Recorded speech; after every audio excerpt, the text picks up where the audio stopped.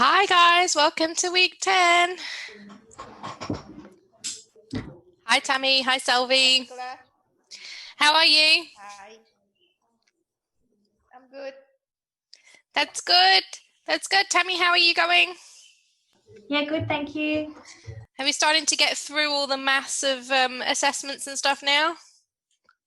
That and homeschooling, thank goodness we're going back on term 4. That's good.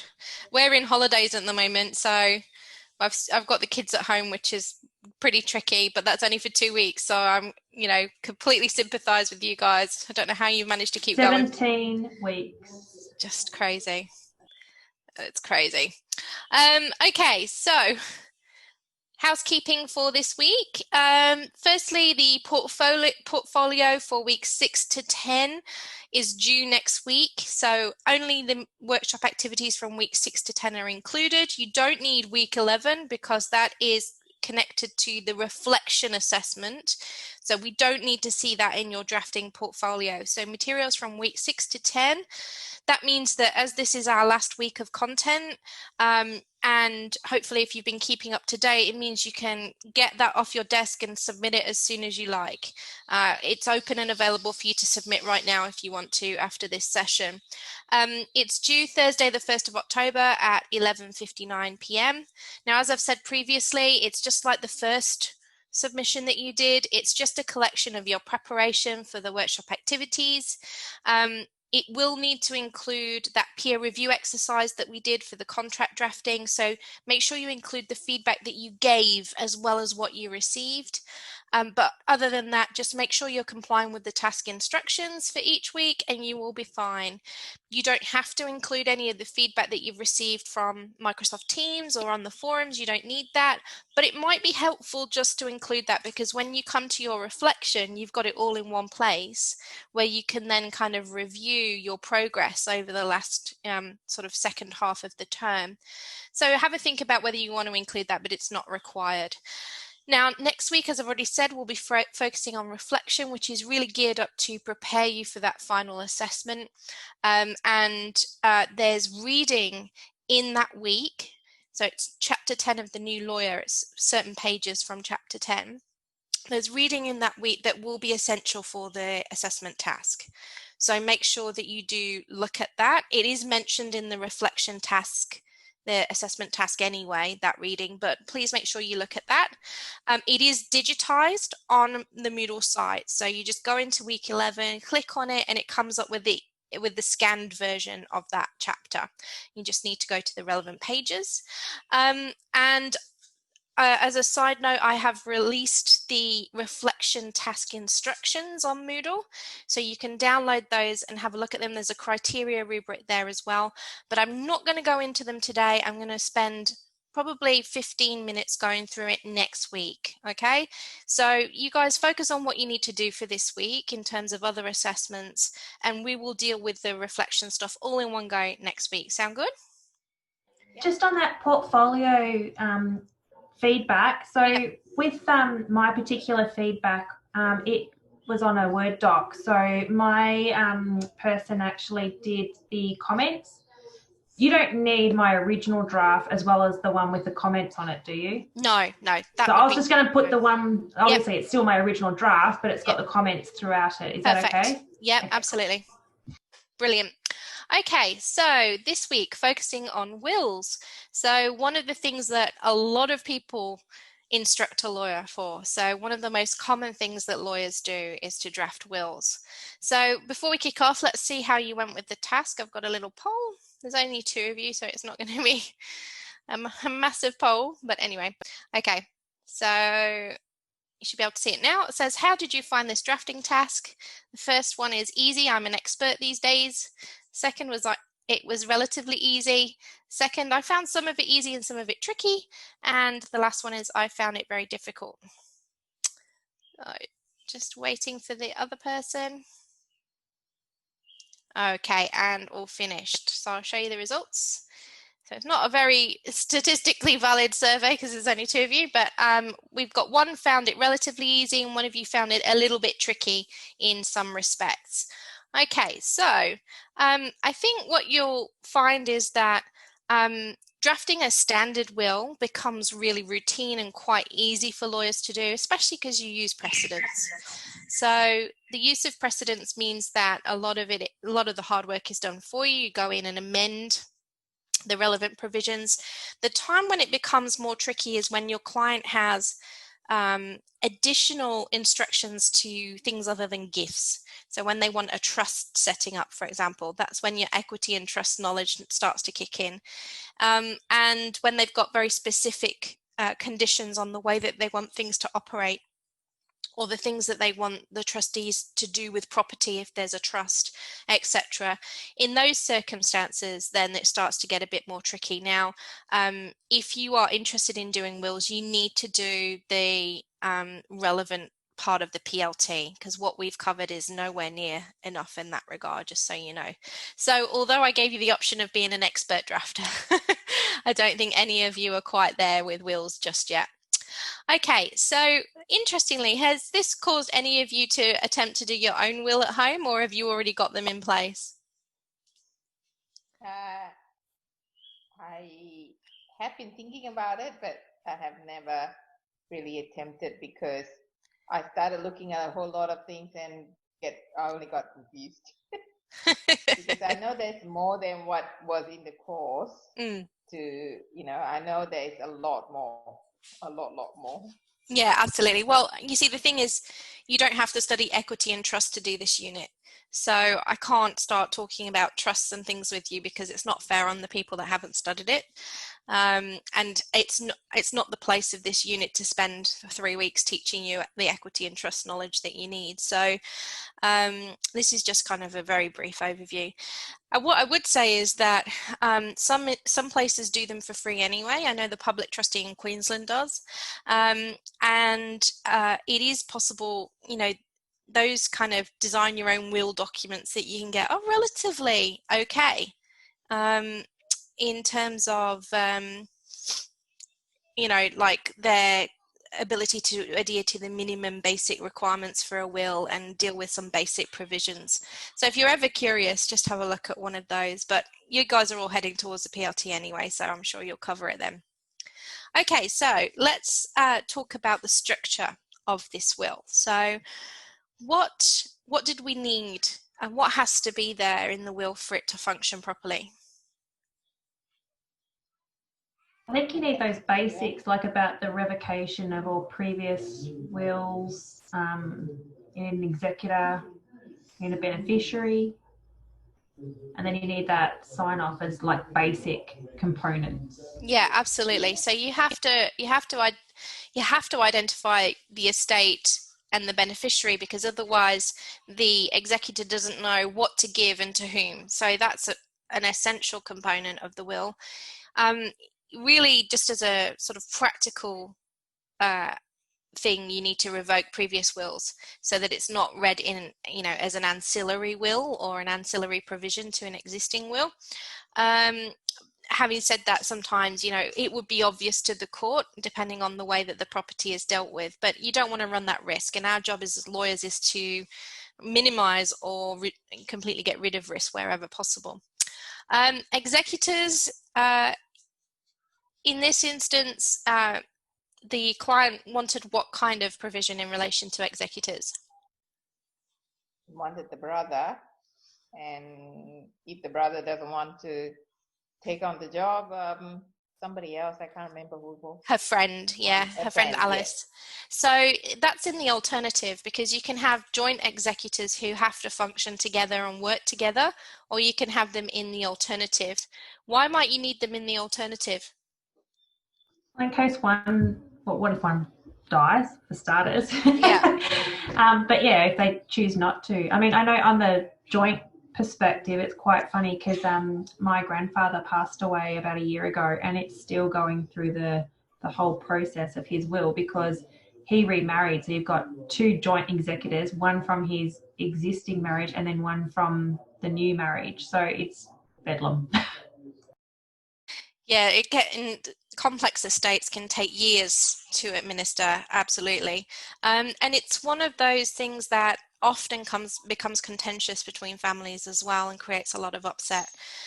So it can be particularly difficult for family members to be executors, and that's something that you might want to chat through with your client. You know, do you want to impose this burden upon someone who's going to have to deal with all the emotional fallout, or do you want to select a friend or someone who's a bit more objective?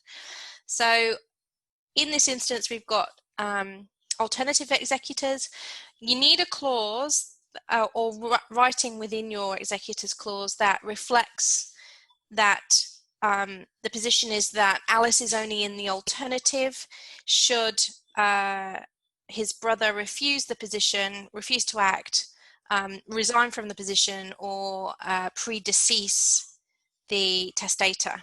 So you could put something like, I appoint X as executor of this will if they are unable or unwilling to act, resigns, or predeceases me, I appoint Y as the executor. And that makes it clear that there are conditions that must apply before Y is appointed.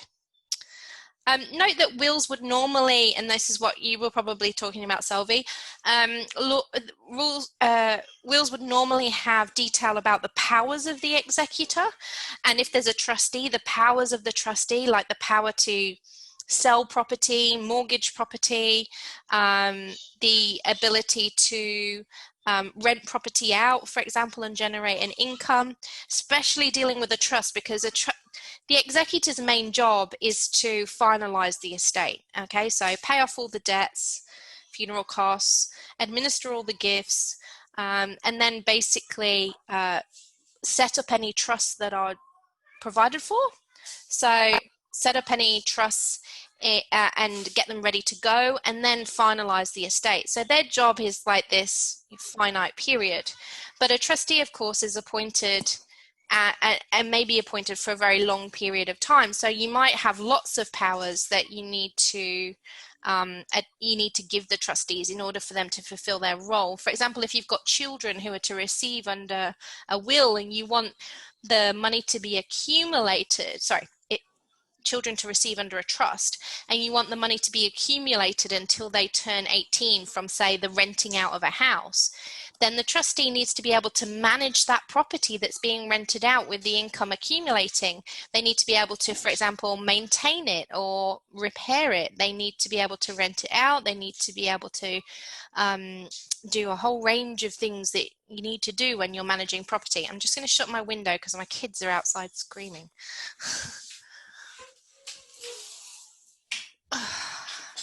Putting me off. Playing in the garden and it's almost dark. Okay, so especially if you're setting up a trust, then there's going to be a lot of detail that needs to be included. Now that would still be standard stuff that would appear in a precedent, and you'd have to go through and work out whether you keep it all, whether you delete some or amend some of the provisions, depending on what your client wants to happen in relation to the trust. But there's a whole series of clauses that you would have there that we haven't got in our version, obviously.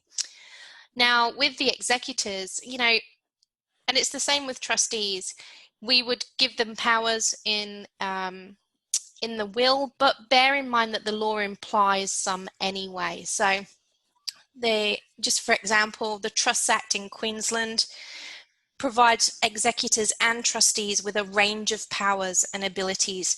So even if they're not mentioned in the will, there's still some minimum things that they can do. Now, sometimes your client will want to give the trustee or executor the ability to do more than that, more than the minimum that's in the Trusts Act. And that will depend on the relevant rule that you're trying to give them more of.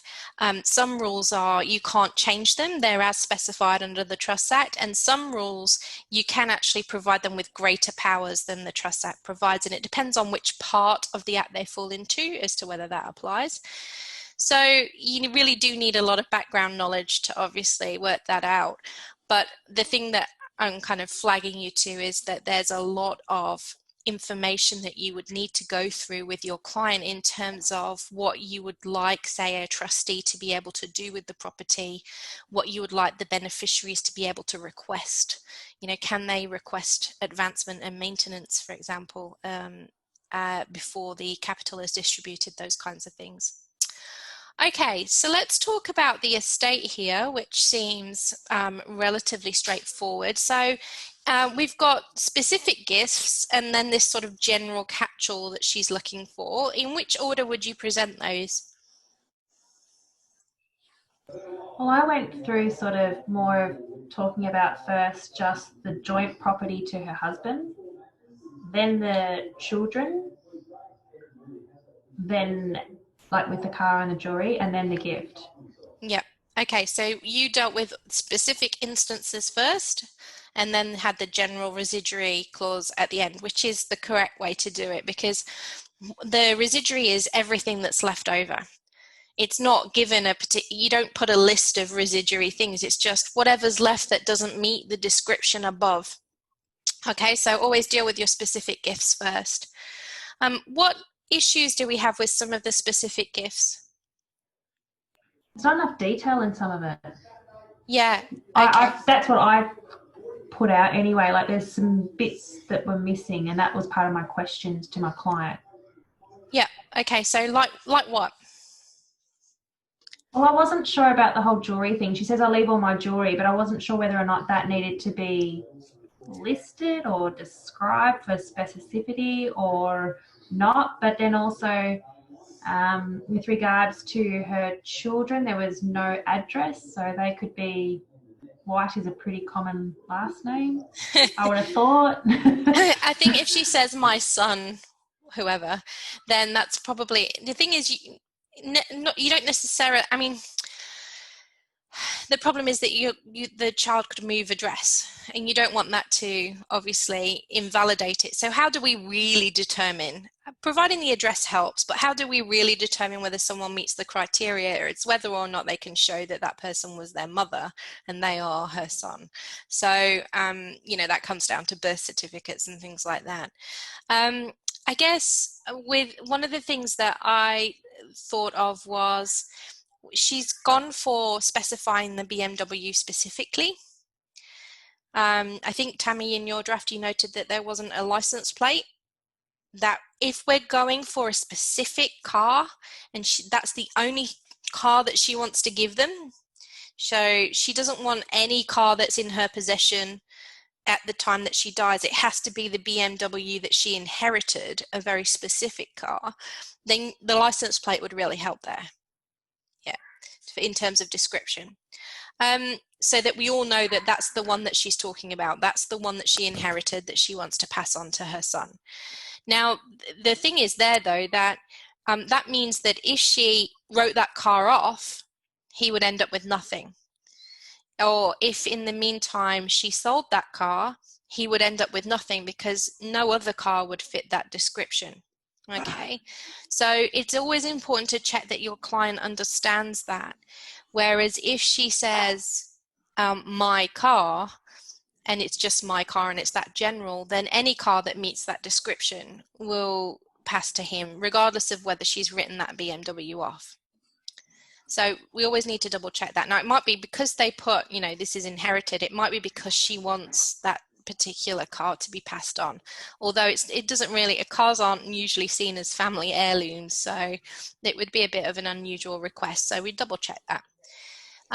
What about in relation to the RSPCA? I had there that I just needed to get an address of which, I don't know if there's multiple RSPCAs or not, but specifically which one she wanted it to go to. Yeah, okay, good. So I think there are different divisions of the RSPCA, and I think there's an RSPCA Queensland and then a Vic one. An ABN would help, because sometimes, and this is something you should always check as well, sometimes clients say, oh, I want it to go to such and such charity, and no charity actually exists under that name. It's their version, what they call it, rather than it being the precise name. So, for example, we've got in Cairns, we've got the Couch Cancer Research Centre. But someone could put that as the couch center for cancer, and that would mean the same thing to them, but of course it doesn't match the description of the institution that's supposed to receive the money. So, we need to check those things out. And one of the best ways to do that is to identify the ABN and make sure that it matches the description they've given you. One more thing about that $10,000 gift. Where's the money going to come from? Like, there's no specification as to whether it's from her bank account. Yep, good point. And so that's a really good point. That's something that you need to raise with her, as to whether or not for example, clients don't understand jointly owned property necessarily, and then singularly owned property. So they're not always clear on that. And so when they talk about things, their assets, they don't necessarily mean that that those assets are theirs entirely and that they own them outright. Sometimes they're shared with other people. So you might want to check, Selvi, whether or not that's in a joint account, because if so, she might only own half of it. Yeah. If she's got a savings account, you just need to check with her whether she thinks she'll have 10,000 left at the end. Okay. Because if it's only got 10,000 now, she's probably likely to spend that between now and then. So just practical things like that with clients who have, they have ideas about what they want to do with their property, but they're not necessarily aware of the practical implications of the law in terms of joint ownership and stuff. In that instance, Nicola, so say, for example, the will is now an active instrument. She doesn't have the 10 grand, so RSPCA just miss out. Well, so in those instances, it depends. I mean, the executor might be able to sell some of her other property that she owns. Like, let's say she's got another car, they could sell that and then make the cash disposal. So anything that would fall within the residuary estate that she has could be sold to realize that specific gift. Yeah. Is that legal for the executor to do that? Yep. Okay, is that legal? Yep. Yeah. So cash gifts are a bit different because obviously you can meet that description in a variety of ways. Whereas, because I'm thinking it can be actually challenged by the kids if they wanted to. Can't they? I don't see how they would do that. Because the specific gift has to be made. Property that isn't distributed to specific people is just property. Does that make sense? So you couldn't sell the jewelry. You couldn't sell the jewelry to make up the 10,000 because the jewelry belongs to one of the beneficiaries, right? But everything else can be realized in some form. So if you say I give $10,000 of my money, that means that would be taken as money in the bank, or is that part of the residuary estate, or it depends on how you phrase it, and here's where you wouldn't want to be too specific. If you said all the money in my bank account number 54321 at blah blah bank, then it can only be the money that's in that account when that person dies. Do you see what I mean? So it depends on how it's phrased. Yeah. Okay, so we've got residuary clause. Why is it important to include that in a will generally? Because there'll be leftovers. There'll be something that's not accounted for because you're collecting all the time. That's right, especially if you're my husband. My God, you want to see his garage. I can't even walk in there because it's full of tools. Every week there's a new tool. So of course people will collect things between now and the date of their death. Or there could be things that they hadn't thought of. If we ask them to make a list, there will be something that they miss off. So it's standard to include a residuary estate because if you don't, a residuary clause, because if you don't, then it goes in testate. And so you have that whole process of trying to work out who receives when it's not specified in the will. Yeah. What about things like, appliances like home furniture and things like that? What happens? Do you specify that in the will? Well, you can do. I mean, a lot of people leave that in the residuary so that it can just be sold because there are very few people that want to take furniture. So a lot of that stuff goes to St. John's or, Lifeline or any of the other charities, either for free or they attempt to sell it to, get some cash out of it. There could be family heirlooms with, like perhaps antique chairs or something like that, which are very old and worth a lot of money. In those cases, there might be specific gifts of those things. But in most cases, furniture would just fall into the residuary. Like my grandfather's bright orange 1970 lounge suite that no one wanted. Yep. Well, there's lots of that. When my nan died, I was at uni and my mum was trying to convince me that I needed a sofa for my house. And I was like, I'd just rather would sit on the floor.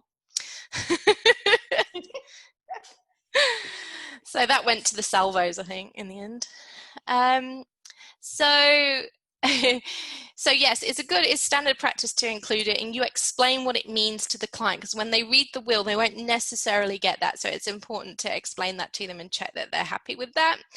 Now here, it's interesting here because she's got this joint house that they jointly own with no mortgage, which is great because we don't have to deal with the mortgage issue. But they've got this jointly owned house. It doesn't, presumably they're 50-50. Okay, and they're joint tenants. She wants her interest in that house to pass to Stanley. However, if Stanley predeceases her, then she wants a 50-50 split between her children. That's fine. Interestingly, the residuary estate is also to go to Stanley. So the question that we need to ask her is, well, in that instance, do we need to make a specific bequest for the house? Because can that just fall into the residuary estate and everything goes to Stanley? Yes. And then we can have a clause that says that in the event that Stanley dies, the residuary estate is split equally between the children. Does that make sense? That's cleaner, a little bit cleaner than having the house and then what happens if Stanley dies, and then the residuary estate and then what happens if Stanley dies. Well, you're really just doubling up, aren't you? Yeah, but that's presuming that she wants the same thing to happen in both instances. If, for example, she wanted the residuary estate to go to, say, her grandchildren, then you would have to deal with them separately. But that's something that we need to check with her, because we can clean that drafting up and take the house out and just leave that in the residuary. The other thing is as well... You would use the predeceases me? Yeah. So in the event that Stanley predeceases me, his share shall be shared equally amongst my children, or something like that. Now, the thing that I was going to say, though, is if you can stretch your mind back to land law, one thing that you need to remember is that joint tenants, the interest passes on the moment of death and doesn't go through the will. Okay, so that's the survivorship. Survivorship. Whereas if they're tenants in common, they can still be tenants in common as 50-50, but they've specified that because they don't want survivorship, or they could be a different percentage. They could be 30-70 or whatever. So we need to double check that, because if they are joint tenants, we actually shouldn't be including it in the will anyway. Okay, unless she wants to sever the tenancy. But she has to do it in her lifetime. She'd have to do it in her lifetime, and she'd have to make it clear that that's what she wants you to do.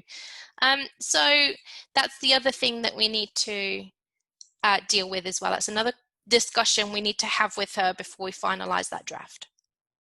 Okay. So if you explain that clearly, so with joint tenants, by law, it automatically goes to the other spouse, that surviving spouse. That's right. So why do we then have to specify? It's not necessarily a spouse. So it's not necessarily a spouse. It's the other person that's on the joint tenancy. But yes, it doesn't have to be specified in the will. It automatically moves to the other tenant, and they become, if they're 50-50, then they become the whole owner. Okay. So then it circumvents the will altogether. If they're not joint tenants and they're tenants in common, then you have to provide for it in the will, otherwise it's intestate. But that's only for the actual property. Like there might be other items that you could still put in the will. Is that correct? Like what? All property. Like, because if the joint tenancy was only for the real property, then you could still specify personal property. Absolutely. Yeah, this is just a quirk of real property. Yeah, absolutely. Okay, so yes, so we need to check how the house has been registered and whether or not they are joint tenants or tenants in common. We then need to have that conversation with her, assuming that it's not joint tenants, that if she wants to provide for that in the will, she can do, but if the residuary estate is going to Stanley and then her children 50-50, then we'll just leave it with that in that area. Another thing we need to include is funeral wishes. What do we think about those? I think it's a great idea. My nan did it. She put it all, she prepaid for it all. She put it in her will. It was the easiest, simplest thing to execute. It was fantastic. Yeah, I mean, that's one of the things that the sort of funeral industry is now starting to do, is that design your own funeral aspect, which is, really does take a lot of stress and pressure away from the family. That is true. Funeral wishes, we'd use the word I direct here, or, you could put I wish, but I direct, and that's because that's all you can do is say to the executors, please do this. And the reason for that is because a person's body is not property, even though nobody owns it, right? So after you die, nobody owns your body. So it cannot be passed to a particular person, which means it can't actually fall within the, parameters of a will. So you're really only making a request in your will. But the good thing about it is that, and the reason that succession law allows it to be included, is because it provides clarity to people as to what should happen next. And the executors, as part of their fiduciary obligations, usually feel compelled to comply with those requests. Okay, so yeah, so we can specify funeral wishes. That's not a problem, but we'd put I direct. Apart from the funeral wishes, what kind of language should we be using here? So when we're making the gift of, the car, what kind of language would we use? I leave. Be more persuasive too, wouldn't it? More in the persuasive, active voice. Like you're actually directing someone to do it. You're not asking them to do it. So what would we say? Well, I said with the car. I leave all my jewelry. I leave my car. Okay. I mean, I leave is okay. I would use I give. So, I give. There's no question about this. This is what I'm giving to them. Here we've got to be careful. So again, I'm going to draw on trust just to help you understand this. So if you were creating a trust in a will, you need to have certainty of intention to create a trust. That means that you have to establish that the settlor, testator, intended to impose the obligation of trustee on the trustee, and that person was to hold property for the benefit of another. Okay, so with trust law, words like I hope he will act as trustee, or I desire that she acts as trustee, or I wish for Bob to be the trustee, are not strong enough to demonstrate that intention to impose that obligation to hold property on trust for the benefit of another.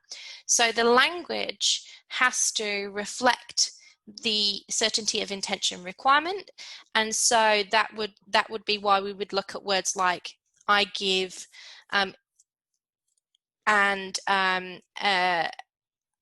in that instance, you could even say, I give X property to the trustee to hold for the benefit of. And what that shows is that the trustee receives that, but is then subject to that obligation. But you've got all of that certainty in the wording, rather than using things like wish, hope, desire, which are precatory words. Okay, so in this instance, because it's simple and straightforward and they're just gifts, I give is probably the strongest way of phrasing that. Okay, so with family heirlooms, and items of sentimental value. The problem with these is that we have to get the description right because they mean a lot to the client. Even though the client won't know what happens after they've died, it means a lot to them in the moment that they're drafting the will. Sometimes it can also mean a lot to the beneficiaries as well, depending on what the item is. So they need to really, where there's more than that item, so if we're talking about antique chairs that have been passed down from generation to generation, you've got to distinguish them from the other items that match the description of chair. So it's really important that we have specificity in that drafting process. So just off the top of your heads now, imagine that your client wants to leave sporting memorabilia to, let's say, the testator's son. And it would include something like a signed jersey, signed by, say, Jonathan Thurston. What kind of language would we need to use to really indicate that it's not, that this is a specific jersey that has to be pulled out of the closet and handed over to the son? I'd want colour, I'd want size, I'd want the fact that it was signed. Yep, absolutely. You could perhaps also, just with the instructions that you give to an executor, have a picture as well. That might help. But yeah, so colour, size, who it's signed by, where the signature is. So for example, if it's on the back, you can say signed by Jonathan Thurston across the number 3 on the back. If it comes, another thing to think about is things like certificates of authenticity.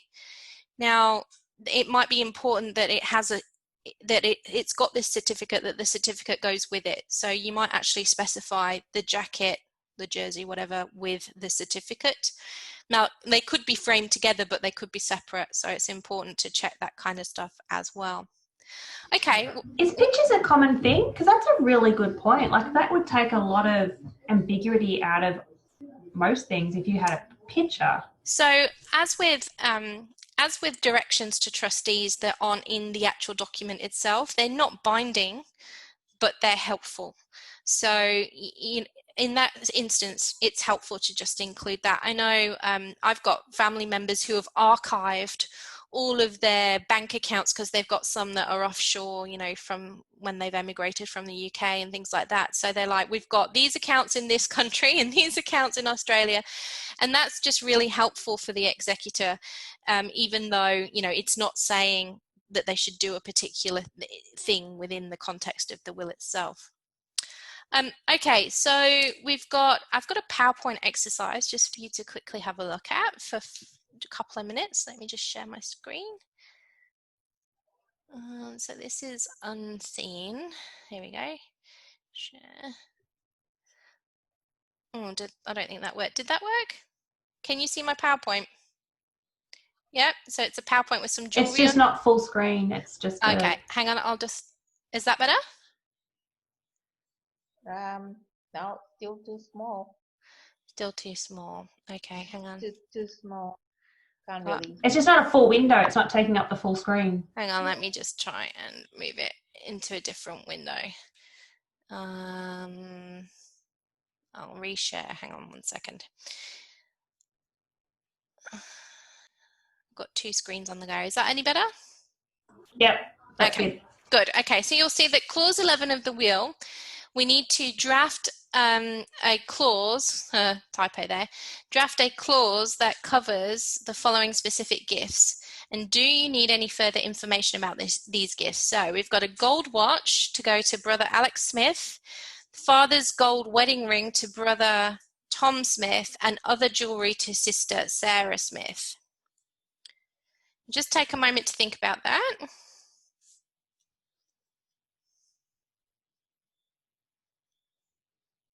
You can describe them, but I suppose numbering them and then maybe put in a little bit of description could be better. What's the problem with something like a gold watch? There might be more than one, right? Could be, yeah. I could have many. Yeah, I mean, some people gold watches there.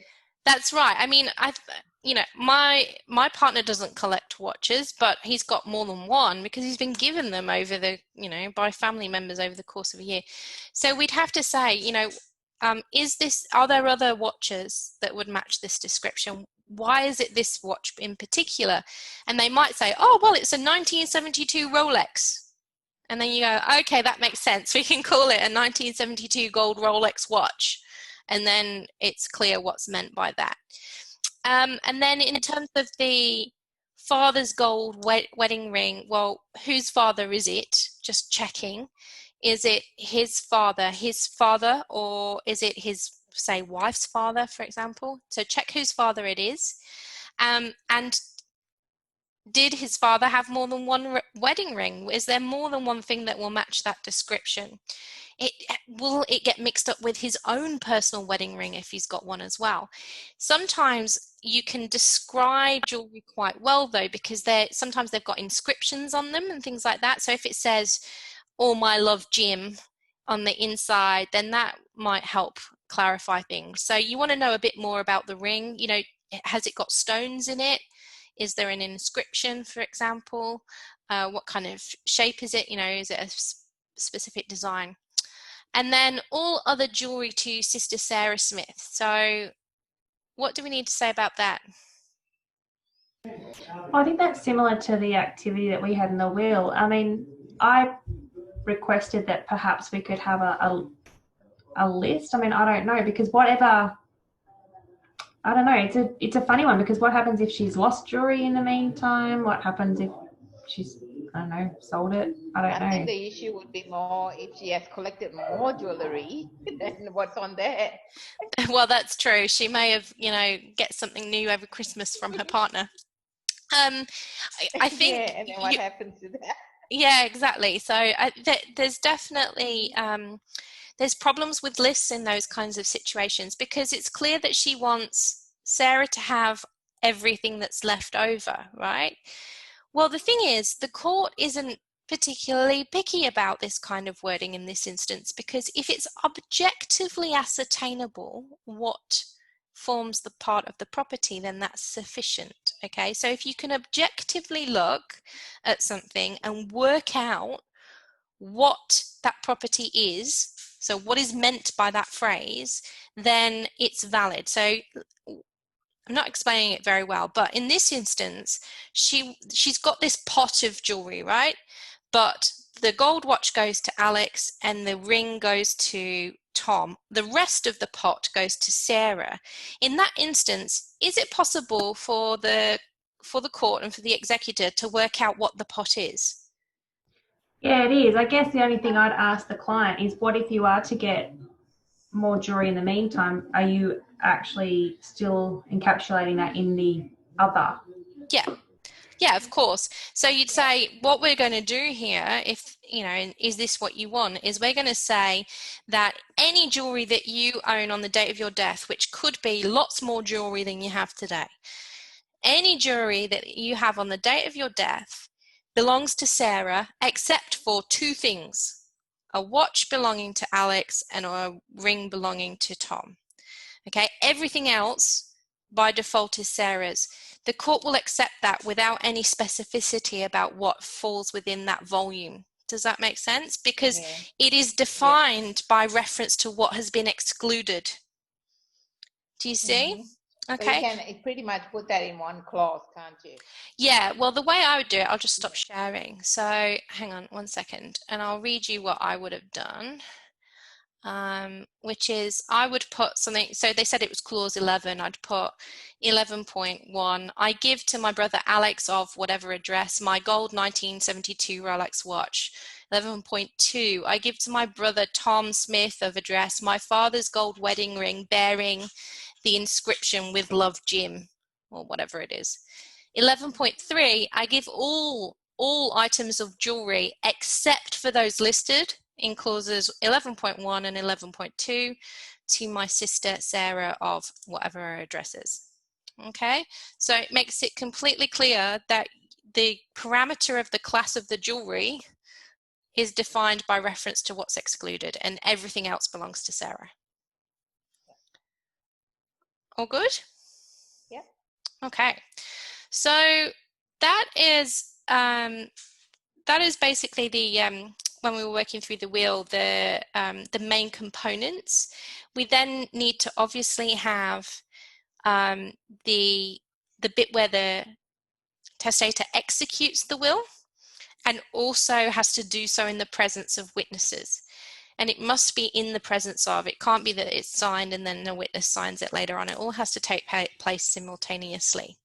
So you need to make sure that you've got that. I think everybody, from what I saw I had a quick look at the forums today. So from what I saw, it looked like everybody had got that. So that was pretty good.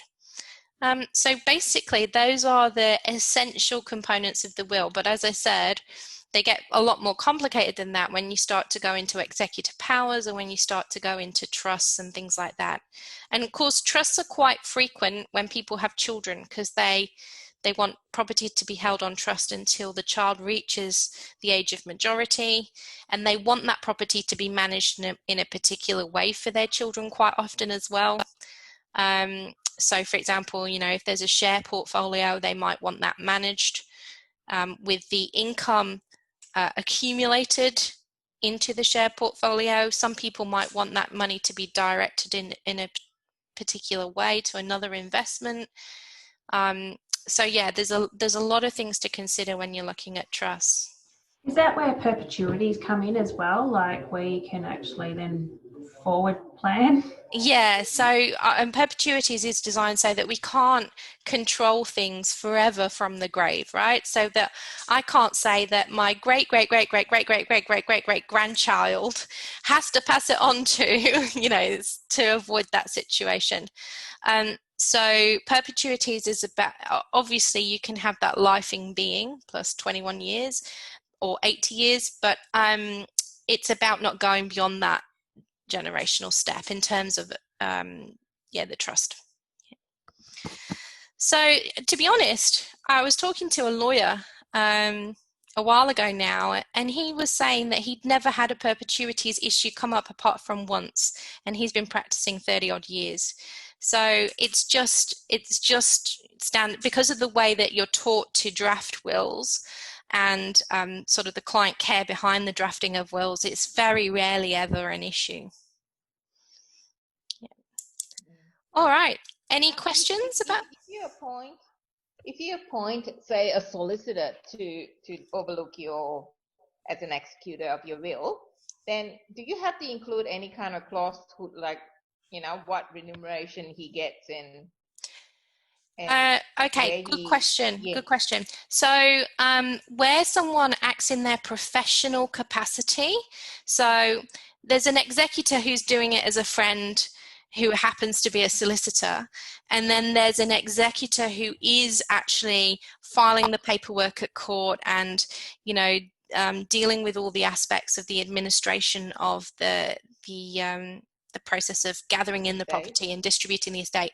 In those instances, even if you don't provide for their remuneration, they are usually entitled to it under the law. I know that they are in Queensland. I couldn't tell you under every jurisdiction, but in Queensland, they're entitled to charge their professional services fee.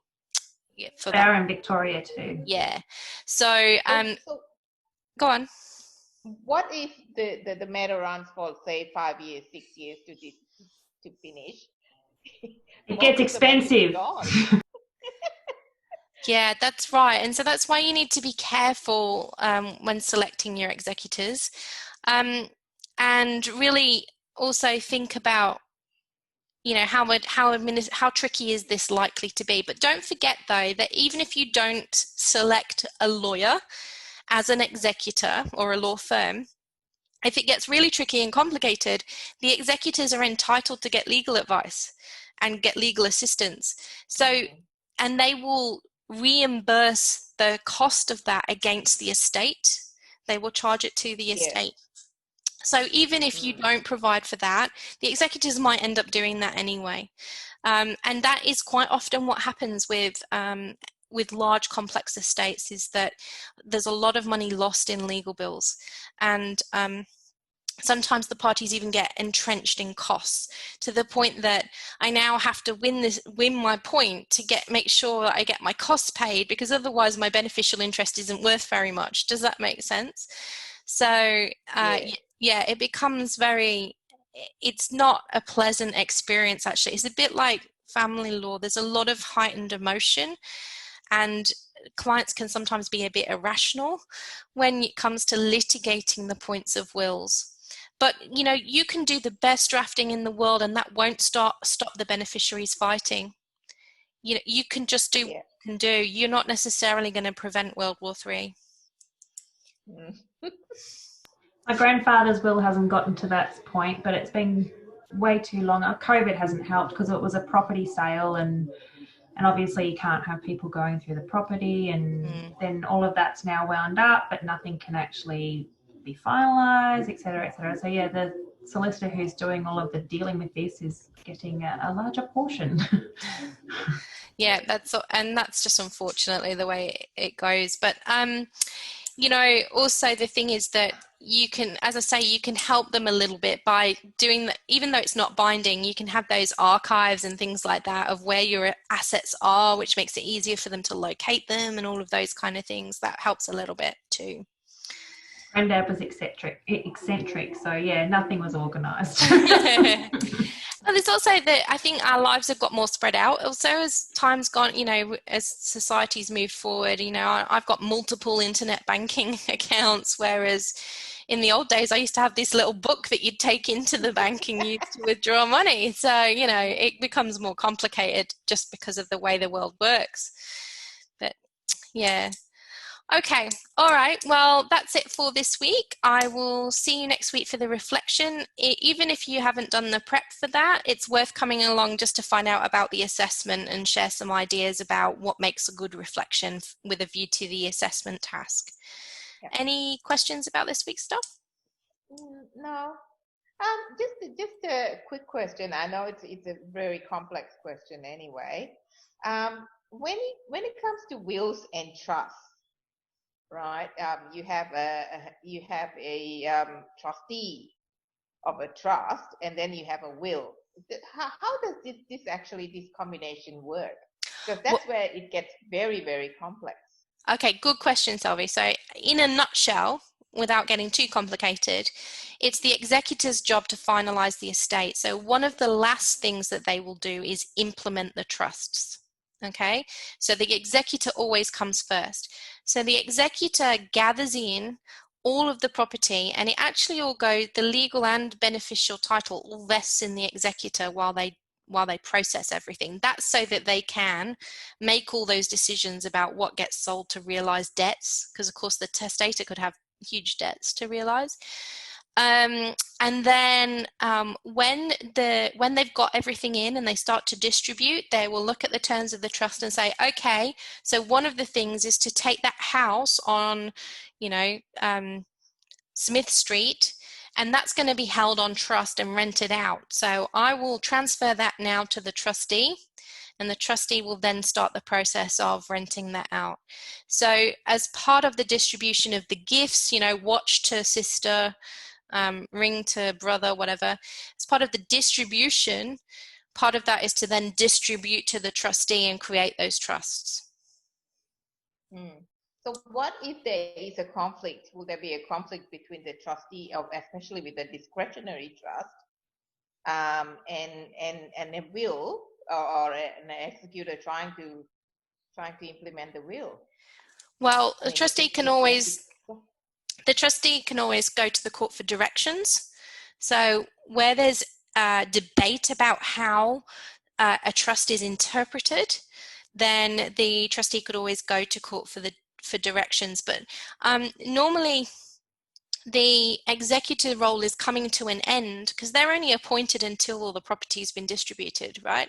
Yes. So normally the executor's role is coming to an end just as the trustee's work is starting to begin. So The conflict isn't necessarily going to occur there. Your conflict when you've got a trust is normally between what the beneficiaries want and what the trust says. Not what the trustee wants to do, but what the trustee believes is the correct interpretation of the trust and how it should work. And then the beneficiaries disagree, and the beneficiary goes, I want my money now, or, you know, why is such and such getting more money than me? And I want some money to go on school camp, or whatever it happens to be. So that's normally, the conflict in trust is normally between the beneficiaries and the trustee. Yeah. Okay. Yeah, good point there. Yeah. It's an interesting area though, and you can't do one without the other. You've got to have a good grasp of both areas of the law, because there is overlap in terms of when they operate. So, and of course they need to be catered for in the drafting process. So yeah. Okay. All right, guys, I'm going to have to call it time because I have to run off to my Introduction to Law seminar now. So I wish you all a great week, and I will see you for our last week of content, but it's focused on reflection, next Tuesday. Okay. Thank you. Thank you. Have a good week.